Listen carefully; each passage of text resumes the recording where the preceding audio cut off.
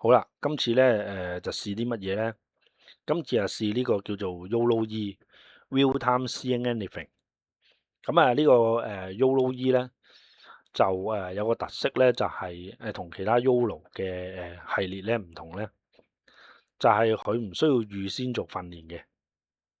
咁咧就可以咧就播放一段短片出嚟啦，然之後咧就去到嗰個 object 咧嗰個物件嘅時候咧就可以停咗佢，然之後咧就框起佢咧話俾 YOLO E 知道咧就嗰個物件咧係叫咩名？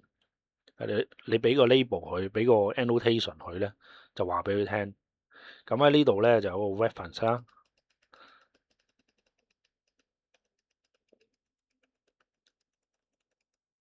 係啦。咁我咧就開咗個 open code 啦，叫佢幫我做啦。咁咧俾嗰個指令佢啦，咁樣嘅。咁咧就試啲乜嘢咧？試一隻動物咧，叫佢變形一隻動物。呢隻動物咧就叫做 Galago，Bush Baby。咁啊，中文咧就叫嬰猴，嬰兒嘅嬰。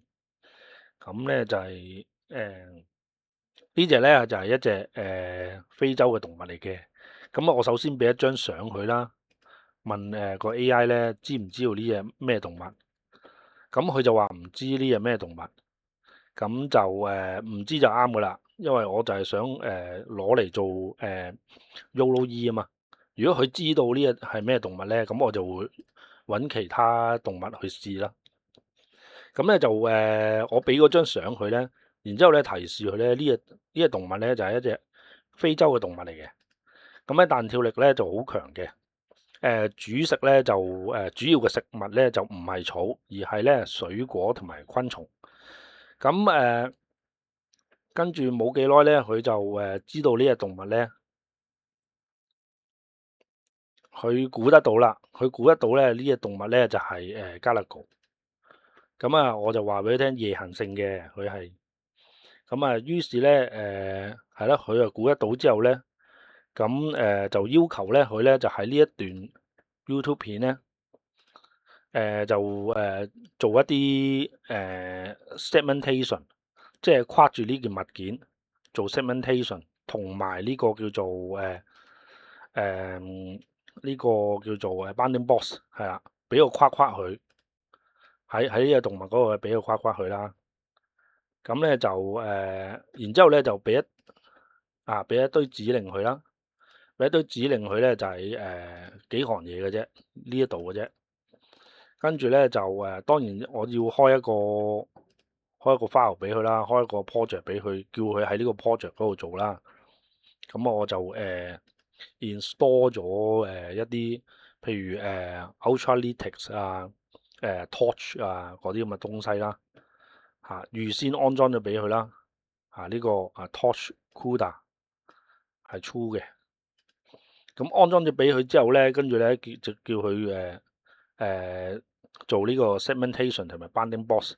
咁咧就等幾個小時之後咧，佢就做好俾我啦。咁咧個效果咧就係咁嘅。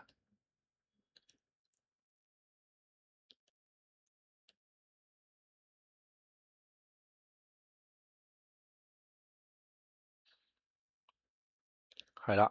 咁開頭咧佢嗰個annotation 咧係錯嘅，佢用咗嗰個叫做佢俾個 annotation 我咧就係 object zero 嘅。object zero 咧咁就我就話翻俾佢聽咧，咦唔呢個 annotation 咧唔係叫 object zero 喎，係叫Galago 喎咁樣，跟住叫佢修正啦。然之後佢修正咗之後咧，咁就OK 啦。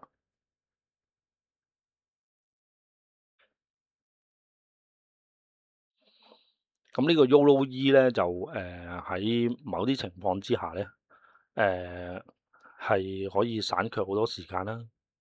咁如果真係唔需要話個精準度個要求唔係高嘅時候咧，咁啊應該用呢一個model 去做嘅。咁如果精準度好高嘅話咧，即係譬如咩工業級嗰啲咁嘅東西咧，咁就可能要用翻傳統嘅 machine learning 去到訓練嗰啲 model 啦。係啦，就係咁啦。今次就示範到呢度咯。